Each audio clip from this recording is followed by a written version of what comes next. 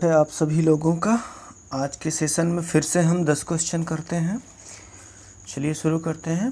तो जो question number 1 है आज का, उसमें पूछ रहा है आईसीटी का क्या तात्पर्य है। कभी कभी ऐसे क्वेश्चन आ जाते हैं तो ये आपको मतलब इससे थोड़ा सा जानकारी होनी चाहिए। तो देखिए आईसीटी का क्या तात्पर्य है। यहाँ पे ऑप्शन देखिए, ऑप्शन ए में कह रहा है इंफॉर्मेशन कोड टेक्निक्स, बी में कह रहा है इंफॉर्मेशन एंड कंप्यूटर टेक्नोलॉजी, सी में कह रहा है इंटीग्रेटेड सर्किट टेक्नोलॉजी और डी में कह रहा है इंफॉर्मेशन एंड कम्युनिकेशंस टेक्नोलॉजी। तो जो यहाँ पे आईसीटी का तात्पर्य है वो ऑप्शन डी सही है, इंफॉर्मेशन एंड कम्युनिकेशंस टेक्नोलॉजी। तो ये सूचना एवं संचार प्रौद्योगिकी से मतलब है आईसीटी का। ठीक है, चलिए क्वेश्चन नंबर 2 पे चलते हैं। ईथरनेट निम्नलिखित में से किसका उदाहरण है। ऑप्शन ए कह रहा है मैन का, ऑप्शन बी कह रहा है लैन का, ऑप्शन सी कह रहा है वाईफाई का, ऑप्शन डी कह रहा है वैन का, WAN। तो इसका फुल फॉर्म होता है, जैसे लैन है तो लोकल एरिया नेटवर्क हो जाएगा, मैन है तो मेट्रोपोलियन एरिया नेटवर्क हो जाएगा और वैन है तो वाइड एरिया नेटवर्क हो जाएगा। तो यहाँ पे जो ईथरनेट पूछ रहा है ना, तो ईथरनेट जो होता है वो लैन का उदाहरण होता है। ठीक, लैन मतलब लोकल एरिया नेटवर्क। तो ईथरनेट जो होता है वो लोकल एरिया नेटवर्क तैयार करने का एक प्रोटोकॉल होता है। ईथरनेट केबल के माध्यम से विस्तारित किया जाता है। इसका निर्माण 1973 में बॉब मेटकॉफ ने तैयार किया था, जिसे बाद में डिजिटल, इंटेल और जेरॉक्स के सफल प्रयासों ने इसे लोकल एरिया नेटवर्क का एक प्रतिरूप बनाया। क्वेश्चन नंबर नेक्स्ट पे चलते हैं। निम्नलिखित कथनों पर विचार करिए। तो फर्स्ट पे कह रहा है कि दोपहर 12 बजे इंद्रधनुष आसमान में सीधे सिर के ऊपर बनता है। सेकंड में कह रहा है दूरदृष्टि दोष निवारण के लिए उत्तल लेंस काम में लाया जाता है। थर्ड में कह रहा है जल में वायु का बुलबुला अवतल लेंस की भांति व्यवहार करता है। और फोर्थ में कह रहा है लेंस की शक्ति डायोप्टर में मापी जाती है। तो यहाँ पे पूछ रहा है कि कौन से कूट सही होंगे। तो ये चारों आप देख लिए हैं। तो यहाँ पे 1 2 4 है, 1 2 3 है और 2 3 4 है। डी में कह रहा है कि सब सही है। तो जैसे आप यहाँ पे देखिए पहला जो लिखा हुआ है कि दोपहर 12 बजे इंद्रधनुष आसमान में सीधे सिर के ऊपर बनता है, तो ये गलत है। दोपहर के समय इंद्रधनुष नहीं बनता है। क्यों?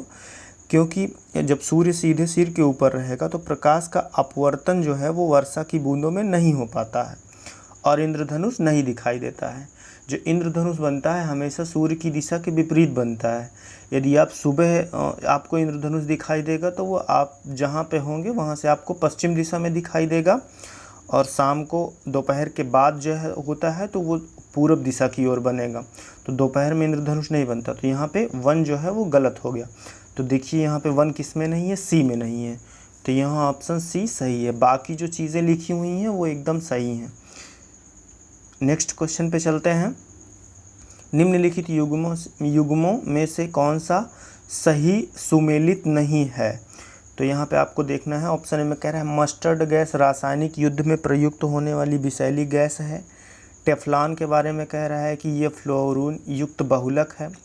सिगरेट लाइटर में ब्यूटेन होता है। और डी में कह रहा है गैस वेल्डिंग हाइड्रोजन एवं हीलियम होता है। तो देखिए यहाँ पे पूछ रहा है कौन सा सुमेलित नहीं है, यानी कि किसका मैच गलत है। तो यहाँ ए बी सी में जो भी चीज़ें लिखी हुई हैं वो सही लिखी हुई हैं। ऑप्शन डी जो है वो गलत है। तो ये सही ऑप्शन हो जाएगा क्योंकि गलत पूछ रहा है। गैस वेल्डिंग के लिए ऑक्सीजन और एसिटिलीन का मिश्रण होता है। ठीक, हाइड्रोजन यहाँ पे गलत है। यहाँ पे क्या होता है इसको आप याद कर लीजिए, पूछा जा सकता है। ऑक्सीजन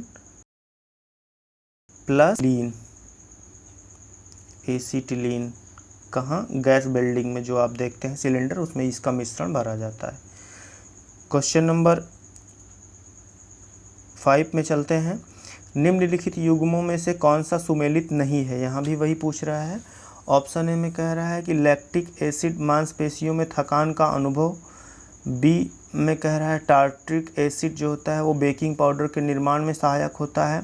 सी में कह रहा है ऑक्जेलिक एसिड फलों के शर्करा युक्त रस के किण्वन में। और डी कह रहा है ब्यूटराइक एसिड जो होता है वो मक्खन में पाया जाता है। तो यहाँ भी कह रहा है कि ऐसा मतलब सही ऑप्शन आप चुनिए कि जो सुमेलित नहीं है। तो यहाँ पे जो ऑप्शन सी है वो सुमेलित नहीं है, तो ये आंसर हो जाएगा, क्योंकि जो ऑक्जेलिक एसिड होता है वो फेरस ऑक्सलेट के रूप में फोटोग्राफी में प्रयोग किया जाता है। और सिरका का निर्माण फलों के शर्करा युक्त उसके किण्वन के फलस्वरूप होता है, जो सिरका एस्टिक अम्ल का तनु विलयन होता है। तो ऑक्जेलिक एसिड जो है फलों के शर्करा युक्त रस के किण्वन में काम आने के बजाय इसका जो है फेरस ऑक्जेलेट के रूप में फोटोग्राफी में प्रयोग किया जाता है। कहाँ किया जाता है? फोटोग्राफी में प्रयोग किया जाता है। बाकी ऑप्शन सही हैं, वो आप देख लीजिए। क्वेश्चन नंबर 6 पे चलते हैं। निम्नलिखित में से कौन सा कथन नहीं है? जहाँ पे नहीं पूछा है वहाँ से आपको थोड़ा सतर्क रहना ज़रूरी होता है ना। कभी कभी पूछता है कि कथन सही नहीं है और आप सही करके चले आते हैं, तो वहाँ पे क्वेश्चन आपका गलत हो जाता है। तो चलिए देखते हैं कौन सा कथन सही नहीं है। यहाँ पे पूछ रहा है ऑप्शन ए में कह रहा है ट्राई नाइट्रोग्लिसरीन, जो TNG का फुल फॉर्म है। ट्राई नाइट्रोग्लिसरीन एक विस्फोट है, इसे नोबल तेल भी कहा जाता है। बी में कह रहा है डायनामाइट के निर्माण में प्रयुक्त होने वाले रासायनिक ग्लाइसेरॉल ट्राइनाइट्रेट है। सी में कह रहा है RDX का अन्य नाम साइक्लोहेक्सेन है। डी में कह रहा है नाइट्रोक्लोरोफॉर्म का प्रयोग सूक्ष्म जीव रोधी कीटनाशी आदि के रूप में किया जाता है। तो यहाँ पे जो ऑप्शन सी है वो गलत है, तो ये जवाब होगा सही इस प्रश्न का। तो इसके बारे में देख लेते हैं। जो RDX होता है इसका फुल फॉर्म होता है रिसर्च डिपार्टमेंट एक्सप्लोजिव। ये क्या होता है? एक अति विस्फोटक ठोस पदार्थ होता है जिसका रासायनिक सूत्र C3H6N6O6 होता है। RDX वास्तव में साइक्लोट्राईमेथिलीन ट्राइट्रायमीन है। इसे अन्य कई नामों से जाना जाता है, जैसे साइक्लोनाइट और हेक्सोजोन एवं T4 भी कहा जाता है। तो यहाँ पे साइक्लोहेक्सोन नहीं होता है, ये साइक्लोनाइट या हेक्सोजेन होता है। तो ये ऑप्शन आपका गलत है और यही सही जवाब होगा। क्वेश्चन नंबर 7 पे चलते हैं। निम्नलिखित कथनों पर विचार करिए। मच्छर भगाने वाली दवाओं में सक्रिय रसायन एलिथ्रिन होता है। चूहे मारने का जहर पोटेशियम साइनाइड नामक रासायनिक पदार्थ से बनता है। 3 में कह रहे हैं रोडेंटिसाइड वह रसायन है जिसका प्रयोग चूहों के नियंत्रण में किया जाता है।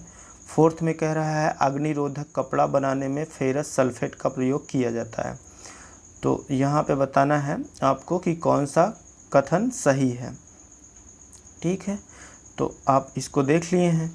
तो यहाँ पे देखिए ए में कह रहा है 1 2 4 है, सही है। बी में कह रहा है 1 और 4। सी में कह रहा है 2 3 4। डी में कह रहा है 1 2 3।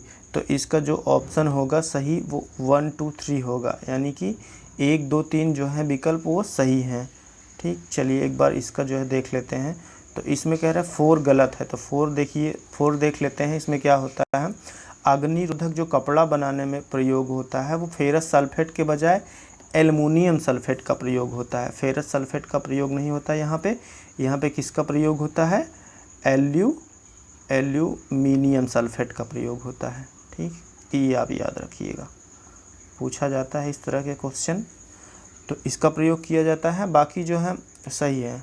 आप एक बार फिर से इन कथनों को देख लीजिए, सही लिखे हुए हैं, इनको पढ़ लीजिए, ये आपको याद रहेंगे। तो आने वाले सवाल में आप सही कर लेंगे, या एलिमिनेशन टेक्निक में ये जो है, जैसे चूहे मारने का जो पोटेशियम साइनाइड होता है, इसको जिंक फास्फाइड मतलब इसके साथ साथ जिंक फास्फाइड का भी प्रयोग किया जाता है। ठीक, और जो मच्छर भगाने की दवा होती है ये एलिथ्रिन होता है। ठीक, चलिए क्वेश्चन नंबर 8 पे चलते हैं। निम्नलिखित में से कौन एक सही सुमेलित नहीं है? यहाँ भी पूछा है कि कौन सा सही, मतलब मैं देखिए क्या लिखा हुआ है, एपीकल्चर शहर की मक्खी, शहर या शायद शहद होना चाहिए। बी में कह रहा है पोमोलॉजी फलों की खेती। सी में कह रहा है लेक्सिकोग्राफी गुप्त लिखावट से रिलेटेड है। डी में कह रहा है जेरेटोलॉजी वृद्ध व्यक्तियों का अध्ययन है। तो यहाँ पे जो होता है वो यहाँ पे सी ऑप्शन सुमेलित नहीं है, यानी कि सी गलत है, सॉरी सी यहाँ पे गलत है। तो देख लेते हैं हम लैक्सिकोग्राफी का प्रयोग कहाँ होता है, गुप्त लिखावट में नहीं होता है। इसका प्रयोग होता है भाषा के शब्दकोश की डिज़ाइन, संयोजन एवं मूल्यांकन से। तो लैक्सिकोग्राफी आप याद रखिएगा, भाषा के शब्दकोश की डिज़ाइन, संयोजन एवं मूल्यांकन, ये यहाँ गुप्त लिखावट से मतलब इसका नहीं है। चलिए क्वेश्चन नंबर 9 पे चलते हैं। निम्नलिखित कथनों पर विचार करिए। 1 में कह रहा है नीलगाय भारत में पाई जाने वाली विशालतम मृग प्रजाति है। सेकंड में कह रहा है स्पर्म व्हेल विशालतम दांत वाली व्हेल है। 3 में कह रहा है एकिडना एवं प्लेटिपस एकमात्र अंडे देने वाली स्तनपायी जीव हैं। तो इस पे बताना है कि कौन सा सही है यहाँ पे। तो देखिए यहाँ पे जो ऑप्शन डी है वो सही है, यानी कि सारी चीज़ें यहाँ पे जो दी गई हैं वो सही हैं। स्पर्म व्हेल जो होता है वो विशालतम दांत वाली व्हेल है। जो पूर्ण वयस्क नर स्पर्म व्हेल होती है वो 50 से 55 फीट लंबी, और इनका वज़न जो होता है वो 35 से 45 टन होता है, 35 से 45। इसके अलावा नीलगाय भारत में पाई जाने वाली विशालतम मृग प्रजाति है। मृग उन जंतुओं को कहा जाता है जिसमें स्थायी सींग होते हैं। एकिडना एवं प्लेटिपस एकमात्र अंडे देने वाले स्तनपायी जीव हैं। तो यहाँ पे दिए गए सभी पॉइंट जो हैं वो सही हैं। क्वेश्चन नंबर 10 पे चलते हैं, जो आज का लास्ट क्वेश्चन होगा। निम्नलिखित में से कौन एक सही कथन नहीं है। टमाटर में लाल रंग का कारण लाइकोप्रीन होता है। पपीते के पीले रंग का कारण सोलेनिन है। सेब के लाल रंग का कारण एंथोसाइनिन है। और डी में कह रहा है कि लाल मिर्च के लाल होने का कारण कैप्सेसिन है। तो इसमें गलत ढूंढना है आपको। तो इसमें सी और डी बिल्कुल सही है, ए भी सही है, यहाँ पे ऑप्शन बी जो है वो गलत है। तो ये जवाब जो है सही हो जाएगा, क्योंकि सही कथन नहीं पूछा गया है। तो देख लेते हैं पपीते का जो इसमें क्या होता है। इसमें कैरोटीन जो है प्रचुर मात्रा में पाया जाता है, जो कि विटामिन ए का प्रीकर्सर होता है। पपीते में उपस्थित कैरिका जैंथिस वर्णक के कारण इसका रंग पीला होता है। तो ये सोलेनिन नहीं होगा, यहाँ पे क्या होगा, कैरिका जैंथिस। तो ये थे आज के 10 महत्वपूर्ण क्वेश्चन, जो आपकी परीक्षा के दृष्टि से बहुत ही महत्वपूर्ण है। पूरा वीडियो देखने के लिए आपका बहुत बहुत धन्यवाद। Have a nice